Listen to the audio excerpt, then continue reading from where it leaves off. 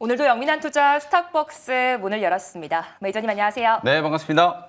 네, 외국인의 셀코리아가 이어지면서 오늘도 파란불을 켜고 있습니다. 언제쯤 외국인이 돌아와 줄지, 왜 자꾸 팔기만 하는 건지 네. 오늘장 어떻게 보실까요? 일단 환율이 떨어지질 않고 있다 보니까 그게 저는 가장 큰 원인이라고 보고 정치적인 불확실성이 또 여전히 좀 남아 있잖아요. 이제 네. 탄핵 심판이 인용이 되느냐 또 기각이 되느냐 그 불확실성도 외국인 투자 심리에 상당히 좀 큰 영향을 좀 미치는 것 같아요. 그리고 가장 중요한 건 어제 제가 말씀드렸던 것처럼 이번 주에 FOMC 회의도 있고 특히나 또 일본의 BOJ 금융정책회의 과연 이번에 일본이 금리를 올릴 것인가 말 것인가 이 부분도 외국인들 투자 심리, 수급 심리에 굉장히 좀 중요한 또 터닝 포인트가 될 수 있기 때문에 지금까지는 뭔가 좀 눈치 보기 그리고 이제 기술적으로 보더라도 코스피, 코스닥 양시장 특히 코스닥 시장은 어제 5거래일 연속으로 어제까지 상승을 했었잖아요. 네. 약간의 이제 월선 이격 조정이 좀 들어오면서 숨고르기 하는 흐름이 나타나고 있다. 이렇게 이제 보시면 되겠습니다. 그래서 오늘 김영민의 이제 시장 직설은 어제에 이어서 오늘도 비슷한 이제 주제라고 보시면 될 것 같아요. 결국 브로드컴이 새 희망. 제가 어제 장 끝나고 공개 방송할 때까지 뉴 M7 주목을 꼭 하셔야 된다. 그래서 이제 차라리 미국 주식 하시는 분들은 제가 브로드컴을 강력 추천을 드렸었거든요. 어제 그저께 20%가 넘게 급등했음에도 불구하고 약간 이게 지금 움직이는 흐름이 엔비디아 작년 상반기 때 갭 상승 출발한 이후에 이제 패턴하고 비슷하다라고 말씀드리면서 브로드컴을 강조를 좀 해드렸었는데 실제 브로드컴이 오늘도 10%가 넘는 또 급등세가 연출이 좀 되면서 시총 뭐 1조 달러를 훌쩍 좀 뛰어넘고 계속해서 상승 랠리가 지금 나타나고 있는 상황이거든요. 그래서 반도체 기업들이 그동안에 계속 모멘텀이 좀 부족하다가 엔비디아가 조정받고 있는 이런 구간에서도 브로드컴 이슈로 국내 이제 반도체 기업들, SK 하이닉스, 한미 반도체 이런 종목들도 살아나고 있고 특히나 또 이 에이직 반도체와 이제 관련되어 있는 팹리스 기업들의 아주 강한 이제 상승세가 지금 만들어지면서 그나마 지금 하락하고 있는 시장에서 반도체 소부장 종목들로 저가 매수세가 유입이 되면서 낙폭을 그나마 조금 줄여주고 있는 역할을 하고 있다. 이렇게 보시면 될 것 같거든요. 내년에도 결국 핵심은 AI라는 키워드거든요. 근데 엔비디아가 주도했던 지금까지 이제 시장과는 조금 또 결이 다르게 그야말로 이제 주문형 반도체, 고객 맞춤형 이제 AI 반도체 시대가 이제 개화된다라고 하면 브로드컴이라든지 마블 테크놀로지 그리고 거기서 또 파생되는 AI 서비스, AI 소프트웨어 기업들이 내년에도 시장의 주도 업종 역할을 할 수 있는 가능성이 굉장히 높기 때문에 지금부터 또 나타나는 시장의 이제 지각 변동 그리고 그에 따른 이제 수혜주들을 여러분들이 반드시 좀 꼼꼼하게 체크를 좀 해 놓으실 필요가 있다라는 점을 오늘 다시 한번 강조를 좀 해드리도록 하겠습니다. 네, 미국의 반도체 훈풍을 이어받을 수 있을지 지켜봐야겠습니다.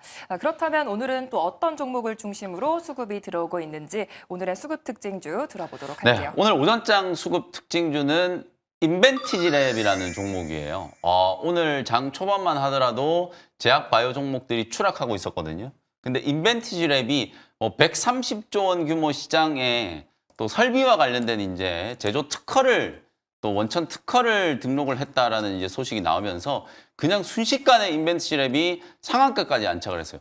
지난주에도 여러분들 제약 바이오 종목들의 빠른 순환매 과정에서 펩트론이 상한가 가고 나서 다른 제약바이오 종목들도 우르르 따라 움직이는 모습을 보셨잖아요. 오늘도 마찬가지로 인벤티지랩이 이제 급등을 하다 보니까 비만 치료제 관련주들 뭐 D&D 파마텍이라든지 나이백도 나이백도 이 시간에 여러분들께 소개를 해드렸었죠. 나이백이 이제 NIPP 또 TPP 플랫폼과 관련되어 있는 또 이슈가 부각이 좀 되면서 나이백은 또 지방만 태우는 비만 치료제 플랫폼 이슈가 이제 부각이 되면서 오늘 장 초반에 20% 넘게 급등을 했고요. 그리고 삼천당 제약 아마 제약바이오 투자하시는 분들 삼천당 제약 물려 계신 분들 굉장히 많으실 텐데 오늘 삼천당 제약이 정말 오랜만에 장중에 거의 15% 가까이 급반등이 들어오는 모습이거든요. 삼천당 제약은 알리아의 바이오시밀러 미국 시장 상륙과 관련된 이제 모멘텀 그리고 경구용 비만 치료제 임상과 관련된 모멘텀 이런 이제 모멘텀들이 뒤늦게 좀 부각이 좀 되면서 오늘 드디어 바닥을 좀 탈출하려고 하는 흐름들이 좀 만들어졌다. 그래서 오전장의 가장 큰 수급 특징은 약세 구간인데도 불구하고 비만 치료제를 중심으로 한 제약 바이오 종목들의 이제 강한 상승세가 가장 큰 수급 특징이었다. 이렇게 이제 볼 수 있을 것 같습니다. 자, 그다음에 이제 오후장 수급 특징주는 그래서 제가 지금 뭐 여러분 차트도 보시면 인벤티지랩이나 삼천당 제약 이런 종목들이 그야말로 추세도 다 역배열되어 있고 정말 많이 빠져 있는 구간이었거든요. 그 컨셉에 좀 착안을 해서 물론 뭐 브로드컴 관련된 이제 수혜주들도 마찬가지예요. 진짜 많이 빠져있던 팹리스 기업들이 진짜 바닥에서 올라오는 이제 낙폭과대 반등 흐름이 나타나는 거거든요. 그래서 그 컨셉에 착안을 해서 우리 시장에서 시총도 좀 되고 주요 지수에 이제 편입되어 있는 기업인데도 불구하고 지금까지 좀 못 움직였던 기업이 뭐가 있을까를 이제 고민을 해보니까 딱 요 종목이 이제 떠오르는 거예요. 오후장 수급 특징주는 레인보우 로보틱스. 로봇 기업들이 최근에 이제 첨단 산업 신성장 섹터의 기업들이 굉장히 좀 강하게 움직이고 있는데도 불구하고 AI, 뭐 우주 항공, 드론 관련된 종목들 거기다가 뭐 양자 컴퓨팅 이런 종목들이 줄줄이 다 이제 급등을 하고 있는데도 불구하고 로봇 기업들이 잘 못 움직이잖아요. 근데 일단 삼성 이재용 회장이 이제 1월 달 되면은 제일모직과 삼성물산 합병에 대한 이제 2심 판결이 이제 나올 거고요. 그리고 오늘부터 삼성이 글로벌 전략회의를 통해서 미래 성장 동력을 다시 한번 이제 좀 정립하고 새로운 이제 성장 동력 발굴을 위한 전략회의를 시작하거든요. 그때 또 당연히 이제 이 로봇 산업이 포함이 될 수밖에 없다라고 이제 보여지기 때문에 주가도 굉장히 많이 빠졌고 지금 전체적인 시장 흐름을 보면 약세장에서 오히려 이제 낙폭과대 종목들을 좀 들어올리는 저가 매수세가 유입되는 그런 흐름들을 이제 감안한다라고 하면 오늘 오후장에는 또 레인보우 로보틱스가 삼천당 제약이나 또 인벤티지랩처럼 강하게 한번 또 반등을 좀 하지 않을까라는 생각에서 오후장 수급 특징주는 레인보우 로보틱스를 한번 꼽아보도록 하겠습니다. 전체 로봇 기업들이 다 못 움직인다라고 하더라도 레인보우 로보틱스는 수급 이슈가 좀 강하게 오후장이 좀 부각될 수 있다는 점을 한번 눈여겨보시면 좋겠습니다. 네, 수급 특징주로 레인보우 로보틱스까지 눈여겨보시기 바라겠고요. 이제 오늘도 편입 종목들 수익을 확인해 봐야겠죠. 먼저 코아스템 캐몬이 8% 수익 중에 있습니다. 장 초반에 급등 출발했다가 지금은 좀 윗꼬리가 달렸는데 네. 어떤 전략 필요할까요? 사실은 이제 요 종목을 리뷰를 하기 전에 요 종목 말씀드리려고 오늘 코아스템 캐몬을 굳이 말씀드리는 거예요. 큐로셀이라고 하는 종목. 요 종목도 제가 여러분들께 굉장히 많이 말씀드렸던 종목인데 지난주 금요일 날 제가 이제 코아스템 캐몬 말씀드릴 때 메디포스트 차트 열어드리면서 이제 내년 2월부터 첨생법 이제 개정안이 본격적으로 시행된다. 그러면 이제 세포 치료제, 뭐 CAR-T 치료제라든지 줄기세포 치료제, 요런 이제 치료제 시장이 상당히 좀 크게 개화할 수 있다라는 말씀을 좀 드렸잖아요. 그런 측면에서 이제 메디포스트가 급등을 했었고, 코아스텐 캐몬도 이제 따라 올라가는 분위기였는데, 오늘도 장 초반에 코아스텐 캐몬이 7% 넘게 이제 상승을 했었거든요. 직전 고점 15,000원대 약간의 이제 좀 저항이 걸리기는 했습니다만, 상단을 열고 있는 모습이고, 그리고 이제 큐로셀 같은 경우에는 안발셀이라고 하는 CAR-T 치료제 상용화에 대한 이제 기대감이 부각이 좀 되다 보니까 주가가 지금 보시는 것처럼 한 일주일여 만에 2만 원 깨졌다가 지금 3만 1,000원짜리에서 지금 거래가 되고 있어요. 50%가 넘게 급반등이 들어오고 있거든요. 제가 계속 제약바이오 종목들 특히 중소형주들 주목을 해보시라고 말씀드리는 이유가 이렇게 제약바이오는 한번 움직이면은 굉장히 탄력적으로 한 번 단기 반등 파동으로 그냥 50% 70%씩 올라가는 종목들이 나오기 때문에 많이 빠져있는 종목들 중에서 확실한 모멘텀을 이제 가지고 있는 종목들을 좀 눈여겨보실 필요가 있다. 이렇게 말씀드린 거거든요. 인벤티지랩도 방금 오전장 수급 특징주로 말씀드렸던 인벤티지랩도 차트 한번 보여드릴게요. 완전히 역배열되어 있는 구간이었어요. 지금 주가 보시면은 직전 저점까지 다 깨고 내려와가지고 거래도 없고 시장에서 철저하게 좀 소외되는 그런 분위기. 지난주에 펩트론이 상한가 갔는데도 불구하고 오히려 이 종목은 별로 못 움직였거든요. 근데 이제 바닥 찍고 딱 한 일주일여 만에 오늘 상한가까지 급등을 해버리니까 12,000원대까지 이제 빠졌다가 17,000원대까지 빠르게 가격 회복이 좀 되고 있는 모습이에요. 그리고 비만 치료제를 중심으로 줄기세포나 CAR-T 치료제 같은 이런 세포 치료제 관련된 기업들이 움직이기 시작했다. 그리고 이제 1월 달에 제가 말씀드렸던 것처럼 JP모건 헬스케어 컨퍼런스가 예정되어 있다라고 말씀드렸죠. JP모건 헬스케어 컨퍼런스에 세 가지 이제 키워드를 꼽으라고 하면 일단 첫 번째는 AI예요. AI 신약 개발 플랫폼과 관련된 이제 글로벌 시장의 이제 관심, 의사들이 놓친 이제 암을 AI가 진단한다라고 하잖아요. 그런 이제 또 암 진단과 관련된 분야, 그리고 이제 신약의 후보 물질을 발굴을 할 때도 AI가 이제 접목될 수 있는 가능성이 높다. 첫 번째 키워드는 이제 AI고요.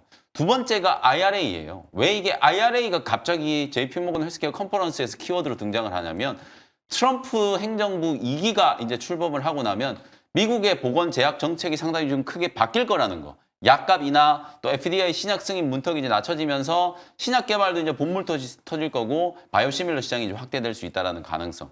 그리고 마지막이 딱 GLP-1 유사체예요. 이게 핵심적인 키워드로 벌써부터 주목을 받고 있기 때문에 내년에도 이제 비만 치료제 관련된 기업들이 이제 주목을 받겠다는 거거든요. 그래서 이런 JP모건 헬스케어 컨퍼런스 모멘텀이 아직 남아있다는 측면에서도 제약바이오 기업들, 특히 무거운 종목들보다는 또 중소형주들이 상당히 좀 탄력적으로 움직이고 있는 상황이기 때문에 이 시간에 소개해드린 종목들뿐만 아니라 추세적으로 지금 바닥을 찍고 딱 돌아서기 시작하는 종목들을 좀 잘 보시면은 제약바이오 종목들 중에서도 괜찮은 좀 수익을 만들 수 있다는 것도 참고를 하시면 되겠습니다. 네, 가격 전략까지 잘 체크해 보시기 바라겠고요. 다음으로 오픈엣지 테크놀로지가 7% 수익 중에 있습니다. 브로드컴의 효과로 상승세가 이어지고 있는데 어떻게 보실까요? 네, 어제 이 시간에 이제 오픈엣지 테크놀로지 말씀드렸고 지금은 또 보합까지 약간 좀 꼬리가 달렸습니다만 최근에 한 3거래일 연속으로 좀 강한 반등이 좀 들어왔다가 오늘은 좀 쉬어가고 있고 대신에 오픈엣지 테크놀로지가 쉬는 반면에 어제 제가 장이 딱 끝나고 나서 공개방송 진행해드릴 때 뉴 M7 말씀드리면서 브로드컴의 가장 대표적인 국내 수혜주 딱 하나 찍어드렸었잖아요. 그게 자람 테크놀로지였거든요. 자람 테크놀로지가 오늘 20%가 넘게 급등을 하고 있어요. 이런 종목이 또 있거든요. 제가 잠시 후에 소개를 좀 해드릴 거고 어쨌든 오픈엣지 테크놀로지, 뭐 자람 테크놀로지 이런 기업들이 다 팹리스 기업이면서 AI 반도체 시장과 또 상관관계가 있는 기업들이거든요. 이 브로드컴 이슈가 부각되면 뭐 그나마 우리 국내 반도체 기업들이 또 침체를 좀 겪고 있다가 새로운 이슈가 이제 생기면서 메모리 기업들의 이제 반등도 한번 얘기를 해볼 수 있을 타이밍이 오는 것 같고요. 그다음에 HBM 관련된 종목들도 서서히 이제 조금 기지개를 좀 켜고 있는 것 같거든요. 그래서 내년에도 엔비디아, 브로드컴 이런 이제 AI 반도체 기업들이 주도하는 반도체 시장 그리고 그 안에서 메모리 기업들과 그리고 지금 주목받고 있는 팹리스 기업들이 어떤 이제 또 상관관계를 갖고 움직이게 될지 지금 바닥권에서 워낙 많이 빠져 있는 구간에서 이제 반등이 들어오는 기술적인 반등이지만 브로드컴이 주가가 조금 더 탄력적으로 상승하는 흐름, 신고가 랠리가 더 이어진다라고 하면 이런 팹리스 기업들 주가도 충분히 더 갈 수 있다라고 보거든요. 그래서 어제 말씀드렸던 오픈엣지 테크놀로지도 자리는 지금 굉장히 좋아요. 이제 겨우 바닥치고 이제 올라오는 구간이기 때문에 뭐 오늘도 적극적인 저는 매수가 가능하다라고 보여지고요. 단기 목표가 15,000원 정도 말씀드렸으니까 뭐 그 자리까지는 이번 주 안에 충분히 도달을 한번 할 수 있지 않을까 기대를 좀 해보도록 하겠습니다. 네, 단기 목표가 잘 확인해 보시기 바라겠고요. 다음으로는 제로투세븐이 23% 수익 중에 있습니다. 저출생 관련해서 주목받다가 오늘은 좀 쉬어가는 흐름 보이고 있는데 네. 계속 홀딩 괜찮을까요? 이게 이제 신성장 섹터, 이제 로봇이라든지 AI, 그다음에 뭐 드론, 뭐 양자 컴퓨팅 이런 종목들이 계속 이제 주목을 좀 강하게 받고 있다 보니까 우리나라 이제 정치 테마주들이 약간 좀 잠잠한 듯한 느낌이거든요. 물론 네. 또 새로운 인물주들이 좀 부각이 좀 되고 있기는 합니다만 그건 뭐 철저하게 조금 단기 테마 관점으로 이제 대응을 해야 될 필요가 있다라고 보여지고요. 정치 지형이 이제 어떻게 바뀔지는 모르겠습니다만 어쨌든 정책 수혜주들은 좀 꾸준히 여러분들이 좀 관심을 좀 가지실 필요가 있다. 그 중에서도 저는 민생과 관련돼 있는 부분들이 정책 수혜주로 연속성이 상당히 좀 오래 갈 수 있다라고 보기 때문에 저출산 정책과 관련되어 있는 수혜주들 그리고 뭐 지역 화폐라든지 또 내수 진작을 위한 이제 소비 진작 관련된 이제 수혜주들 이런 것들은 여러분들이 꼭 좀 보실 필요가 있다라는 생각이 좀 들거든요. 그리고 제로투세븐은 또 중국 수혜주이기도 하다라고 말씀을 좀 드렸었죠. 주가는 지금 고점 대비해서 약간의 이제 좀 조정이 좀 들어와 있는 상황이지만 바닥이 확실하게 좀 잡혀 있는 것 같아요. 단기적인 저점은 한 5,600원에서 5,700원 정도 요 구간에서 이제 저점이 만들어질 가능성이 좀 높기 때문에 정책 수혜주들도 한 일주일 정도 좀 쉬다 보면은 다시 한번 이제 고점을 넘어가는 흐름이 좀 나오지 않을까라는 생각에서 제로투세븐 2차 목표가를 한 6,800원 정도로 좀 높여가지고 단기 트레이딩 관점으로 5,700원 정도를 또 단기 눌림목 구간에 공략할 수 있는 자리로 설정을 좀 해놓고 정책 수혜주만은 충분히 좀 여러분들이 관심을 좀 가져볼 만하다. 정치 테마주 하면 여러분들이 다들 좀 거부감이 있으신 분들도 계시는데 인맥 테마주와는 달리 이 정책 수혜주들은 실질적인 이제 한 국가의 정부 정책과 그 정책의 이제 연속성에다가 이제 배팅을 하는 거기 때문에 지금부터 내년 이제 혹시나 또 대선이 이제 또 조기에 치러지게 된다면 실질적인 이제 정책 수혜주로 이제 부각될 수 있는 종목이기 때문에 지금부터 정책 수혜주들은 계속해서 좀 관심을 좀 가지셔야 한다라는 점 말씀을 좀 드리도록 하겠습니다. 네, 2차 목표가 6,800원 제시해 주셨습니다. 이제 오늘의 원샷 스페셜 종목 시간인데요. 오늘은 좀 반도체 쪽을 봐야 될까요? 네, 첫 번째는 역시 또 브로드컴 수혜주를 한번 소개를 좀 해드리도록 하겠습니다. 39,950원 현재가로 에이직랜드라는 종목을 소개를 좀 해드려 보도록 할게요. 제가 차트를 먼저 좀 보면서 지금 현재 팹리스 기업들, 디자인하우스 기업들 주가가 어떤 국면에 좀 처해 있는지를 먼저 다들 복기를 한번 해볼게요. 일단 오늘 소개해드린 에이징랜드 차트 보시면 그야말로 뭐 52주 신저가가 아니라 주가가 완전히 땅굴 파고 이제 내려갔었죠. 그랬다가 이제 바닥치고 이제 서서히 이제 가격 회복이 좀 되고 있는 거고, 실제로 에이징랜드는 제가 10월 달에 여러분들 반도체 종목들 엔비디아 이슈로 이제 다시 AI 반도체, 에이직 반도체 기업들 주목을 한번 받을 수 있다 이런 말씀 드렸을 때 그때 또 공략을 해가지고 이 단기 반등 파동으로 한 50%가 넘게 굉장히 좀 크게 수익이 났었던 거거든요. 그래서 오늘 다시 한번 거의 비슷한 자리거든요. 공략을 하는 거고요. 그 다음에 어저께 제가 뉴 M7 관련된 가장 대표적인 핵심적인 수혜주로 딱 꼽아드렸던 자람 테크놀로지. 이 종목도 지금 보시면 13만 원까지 갔던 종목이 최근에 2만 5천 원까지 폭락했어요. 4분의 1, 5분의 1 토막이 났었다가 이제 겨우 반등이 서서히 시작되고 있는 국면이다라고 보시면 될 것 같고, 그 다음에 여러분들 또 가온칩스 많이 떠올리시잖아요. 가온칩스도 지금 보세요. 최고가가 12만 7천 원까지 올랐던 게 최근에 2만 7천 원까지 빠졌어요. 6분의 1 토막 난 상태거든요. 그 다음에 칩셋 미디어. 거의 대부분의 팹리스 디자인하우스 기업들 주가가 이렇게 고점 대비 5분의 1 토막, 6분의 1 토막 나 있는 상태예요. 근데 내년에도 AI와 관련된 시장, 특히 고객 맞춤형 주문형 반도체 시장은 계속해서 확대가 될 가능성이 굉장히 높기 때문에 철저하게 지금 실적 침체와 또 성장에 대한 어떤 우려 이런 것들이 이제 제기되면서 주가가 폭락했던 이런 디자인하우스, 칩리스, 팹리스 기업들이 계속해서 이제 반등 흐름을 만들어갈 가능성이 높거든요. 특히나 엔비디아가 주도하는 게 아니라 지금 브로드컴이 주도를 하고 있기 때문에 오히려 에이직 반도체 시장에 대한 관심, 주문형 반도체 시장에 대한 관심은 훨씬 더 좀 커질 수 있는 상황이기 때문에 그런 측면에서 에이징랜드 같은 이런 기업들을 한번 관심을 좀 가져보자라는 거고요. 특히 오늘은 또 에이징랜드는 하나 이슈가 더 있었어요. 테슬라가 옵티머스라고 하는 휴머노이드 로봇을 만들고 있잖아요. 그 로봇에 들어가는 반도체를 TSMC하고 같이 이제 공동 개발해서 제조를 하겠다라는 그런 협의를 한다라는 소식에 국내 유일하게 TSMC의 밸류체인에 이제 공급망의 파트너사로 지금 되어 있는 에이징랜드가 한 번 더 이제 주목을 좀 받은 거거든요. 그러니까 브로드컴 이슈하고 테슬라 이슈가 같이 겹치면서 오늘 에이징랜드가 20%가 15% 가까운 급등세가 연출이 좀 되고 있다. 이렇게 보시면 될 것 같아요. 단기적으로는 주가가 좀 올라오긴 했습니다만 뭐 그럼에도 불구하고 제가 이제 전체적으로 디자인하우스 기업들, 팹리스 기업들의 추세를 좀 보여드렸던 이유는 그만큼 좀 많이 빠져있기 때문에 가격적으로 오늘은 좀 크게 상승하지만 추세적인 흐름으로 보면 좀 부담 없는 가격이다라는 걸 말씀을 좀 드린 거고요. 1차 목표 가격은 35,000원 정도 한번 잡아보고요. 손절가는 27,000원 참고하시면 되겠습니다. 네, 에이징랜드 목표가 35,000원, 손절가 27,000원 제시해 주셨습니다. 두 번째 원샷 스페셜 종목도 바로 들어보도록 할게요. 제약바이오 종목인데요. 제약바이오 기업들이 지금 비만 치료제는 확실히 지금 이미 턴어라운드가 되고 오히려 고점을 막 뚫고 올라가는 팹리스 같은 기업들이 나오고 있는 상태고 세포 치료제 쪽으로도 이제 확산이 좀 됐죠.